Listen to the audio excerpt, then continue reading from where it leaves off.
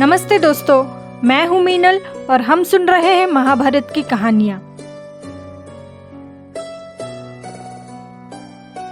गंगा नदी के किनारे बसे एक छोटे से गांव में एकलव्य अपने माता पिता के साथ रहता था। वो भील जनजाति का था। पास ही गुरु द्रोणाचार्य का आश्रम था। एकलव्य जब भी आश्रम के समीप से निकलता तब राजकुमारों को गुरु द्रोणाचार्य से शिक्षा लेते देखकर उसकी इच्छा होती कि वो भी उनसे शिक्षा ग्रहण करे। एक दिन साहस जुटाकर एकलव्य गुरु द्रोणाचार्य के आश्रम में पहुंचा और उन्हें प्रणाम कर उनसे बोला, गुरुजी, मैं आपसे धनुर्विद्या सीखना चाहता हूँ। मैं एक भील पुत्र हूँ। क्या आप मुझे अपना शिष्य बनाएंगे? गुरु द्रोणाचार्य ने उसे ध्यान से देखा और फिर कहा, पुत्र, मैं केवल राजकुमारों और क्षत्रियों को ही शिक्षा देता हूँ, इसलिए मैं तुम्हें शिक्षा नहीं दे पाऊंगा। तुम कोई और गुरु ढूंढ लो। द्रोणाचार्य के मना करने पर एकलव्य कुछ निराश तो हुआ, पर उसने हिम्मत नहीं हारी। वो गुरु द्रोणाचार्य की एक मूर्ति स्थापित कर उसके सम्मुख धनुर्विद्या का अभ्यास करने लगा। धीरे धीरे समय यूं ही व्यतीत होता गया। एक दिन एकलव्य धनुर्विद्या का अभ्यास कर रहा था कि तभी वहां पर एक कुत्ता आकर भौंकने लगा।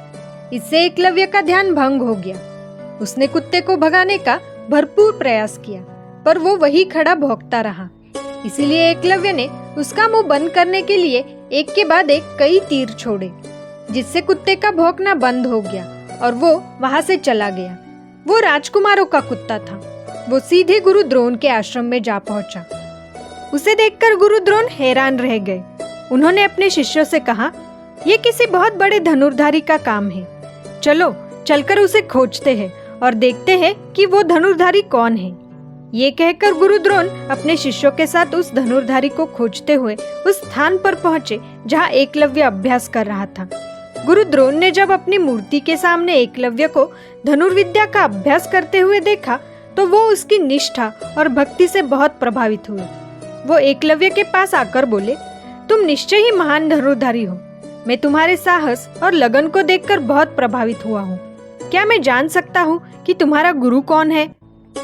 एकलव्य उन्हें प्रणाम करते हुए बोला, आप गुरुवर, लेकिन मैंने तो तुम्हें शिक्षा देने से मना कर दिया था, फिर मैं तुम्हारा गुरु कैसे हुआ?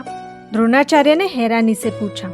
एकलव्य ने गुरु द्रोण की मूर्ति की ओर इशारा करते हुए कहा, वो देखिए गुरुजी, मैं आपकी प्रतिमा के आगे खड़ा होकर अभ्यास करता था। मैंने मन ही मन आपको अपना गुरु मान लिया था। मेरी आप में अपार श्रद्धा है। आप ही मेरे प्रेरणा स्रोत थे। ये सब देख गुरु द्रोण एकलव्य से बहुत प्रभावित थे। फिर भी वो नहीं चाहते थे कि धनुर्विद्या में कोई उनके प्रिय शिष्य अर्जुन का प्रतिद्वंदी हो। इसलिए उन्होंने एक कुटिल चाल चली। उन्होंने एकलव्य से कहा, तुमने मुझसे धनुर्विद्या की शिक्षा ली है तो तुम्हें मुझे गुरु दक्षिणा भी देनी पड़ेगी। एकलव्य गुरु द्रोण के चरणों में झुकते हुए बोला, आज्ञा दीजिए गुरुवर। गुरु दक्षिणा के रूप में मुझे तुम्हारे दाएं हाथ का अंगूठा चाहिए, गुरु द्रोण ने कहा। एकलव्य ने तुरंत अपने दाएं हाथ का अंगूठा काटकर गुरु द्रोण के चरणों में रख दिया। गुरु के लिए उसकी ऐसी अंधश्रद्धा देखकर सब दंग रह गए और अर्जुन मन ही मन में बहुत खुश हुआ। आगे की महाभारत कहानियां सुनने के लिए चैनल को सब्सक्राइब करना मत भूलना।